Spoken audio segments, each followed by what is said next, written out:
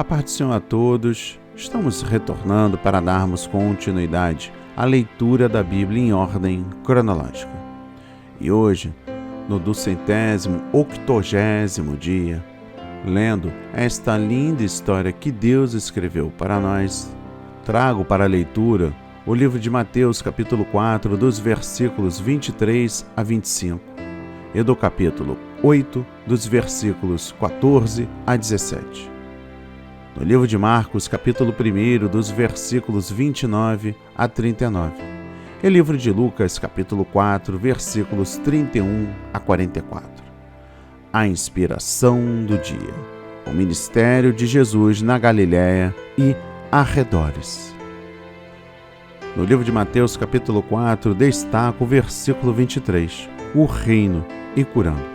Nos evangelhos, o reino de Deus está estreitamente associado à cura, aos milagres e à expulsão de demônios. O reino de Deus inclui bênçãos para o corpo e não somente para a alma. No livro de Mateus, capítulo 8, dos versículos 14 a 17, destaca os versículos 16 a 17. A cura divina, a provisão redentora de Deus. Primeiro, o problema das enfermidades e das doenças está fortemente vinculado ao problema do pecado e da morte, isto é, as consequências da queda. Enquanto a ciência médica considera as causas das enfermidades e das doenças em termos psicológicos e psicossomáticos, a Bíblia apresenta causas espirituais como sendo o problema subjacente e fundamental desses males. Essas causas são de dois tipos. Ponto número 1. O pecado que afetou a constituição física e espiritual do homem. E ponto número 2. Satanás. Segundo, a provisão de Deus através da redenção é tão abrangente quanto as consequências da queda. Para o pecado, Deus provê o perdão. Para a morte, Deus provê a vida eterna e a vida ressurreta. E para a enfermidade, Deus provê a cura. Daí, durante a sua vida terrestre, Jesus ter tido um tríplice ministério: ensinar a palavra de Deus, pregar o arrependimento, o problema do pecado e as bênçãos do reino de Deus, a vida, e curar todo tipo de moléstia, doença e enfermidade entre o povo. A revelação da vontade de Deus sobre a cura. A vontade de Deus no tocante à cura divina é revelada de 4 maneiras principais nas Escrituras. Primeiro, a declaração do próprio Deus. Em Êxodo 15, 26, Deus prometeu saúde e cura ao seu povo, se este permanecesse fiel ao seu conserto e aos seus mandamentos. Sua declaração abrange 2 aspectos. Ponto número 1. Nenhuma das enfermidades porei sobre ti, como julgamento, que pus sobre o Egito. E ponto número 2, eu sou o Senhor, que te sara como Redentor. Deus continuou sendo o médico dos médicos do seu povo, no decurso do Antigo Testamento, sempre que os seus sinceramente se dedicavam a buscar a sua face e obedecer a sua palavra. Segundo, o ministério de Jesus. Jesus, como Filho encarnado de Deus, era a exata manifestação da natureza e do caráter de Deus. Jesus, no seu ministério terreno, revelava a vontade de Deus na prática e demonstrou que está no coração, na natureza e no propósito de Deus curar todos os que estão enfermos e oprimidos pelo diabo.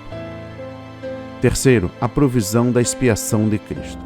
A morte expiatória de Cristo foi um ato perfeito suficiente para a redenção do ser humano total.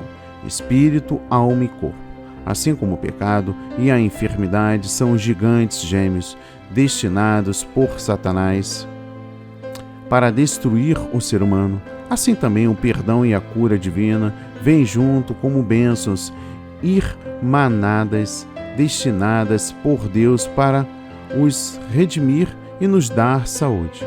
O crente deve prosseguir com humildade e fé e apropriar-se da plena provisão da expiação de Cristo, inclusive a cura do corpo. Quarto, o ministério contínuo da Igreja. Jesus comissionou seus 12 discípulos para curar os enfermos, como parte da proclamação do reino de Deus. Posteriormente, ele comissionou 70 discípulos para fazerem a mesma coisa. Depois do dia de Pentecostes, o ministério de cura divina que Jesus iniciara teve prosseguimento através da igreja primitiva como parte de sua pregação do Evangelho. O Novo Testamento registra 3 maneiras como o poder de Deus e a fé se manifestam através da igreja para curar. Ponto número 1. A imposição de mãos. Ponto número 2. A confissão de pecados conhecidos, seguida da unção do enfermo com óleo pelos presbíteros. E ponto número 3, os dons espirituais de curar concedidos à igreja. Note que são os presbíteros da igreja que devem cuidar desta oração da fé. Outro ponto importante aqui dentro desse contexto, impedimento à cura. Às vezes, há na própria pessoa impedimentos à cura divina, como, primeiro, pecado não confessado. Segundo, opressão ou domínio demoníaco. Terceiro, medo ou ansiedade aguda. Quarto, insucesso no passado que debilitam a fé hoje. Quinto, o povo. Sexto, o ensino antibíblico. Sétimo, negligência dos presbíteros no que concerne à oração da fé. Oitavo, descuido da igreja em buscar e receber os dons de operação de milagres e de curas, segundo a provisão divina. Nono, incredulidade. E 10º, irreverência com as coisas santas do Senhor. Caso há em que não está esclarecida a razão da persistência da doença física em crentes dedicados. Noutros casos, Deus resolve levar seus amados santos ao céu durante uma enfermidade. Outro ponto importante, o que devemos fazer quando em busca da cura divina. O que deve fazer o crente quando ora pela cura divina para si? Primeiro, ter a certeza de que está em plena comunhão com Deus e com o próximo. Segundo, buscar a presença de Jesus na sua vida, pois é Ele quem comunica ao coração do crente a necessária fé para a cura. Terceiro, encher sua mente e coração da palavra de Deus. Quarto, se a cura não ocorre, continuar e permanecer nele, examinando ao mesmo tempo sua vida para ver que mudanças Deus quer efetuar na sua pessoa. Quinto, pedir as orações dos presbíteros da igreja, bem como dos familiares e amigos. Sexto, assistir a cultos em que há alguém com um autêntico e aprovado ministério de cura divina.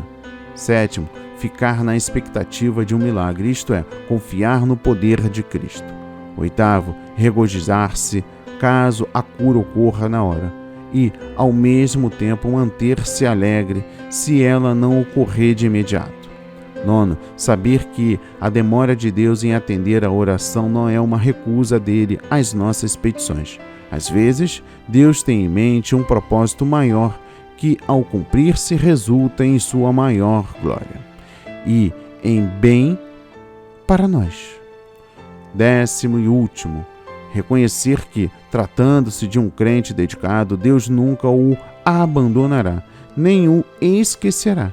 Ele nos ama tanto que nos tem gravado na palma das suas mãos. Um ponto importante aqui, a Bíblia reconhece o uso apropriado dos recursos médicos. Está lá no livro de Lucas, capítulo 10, versículo 34, e o livro de Colossenses, capítulo 4, versículo 14. E por fim, o livro de Lucas, capítulo 4, dos versículos 31 a 44, destaca o versículo 33, espírito imundo. Lucas registra que um dos primeiros atos de Jesus depois de anunciar que era o Messias foi o conflito direto com as forças demoníacas. Primeiro, o empenho principal de Jesus no seu ministério foi destruir as obras do diabo. O reino de Deus não pode estabelecer-se em confronto com o reino de Satanás.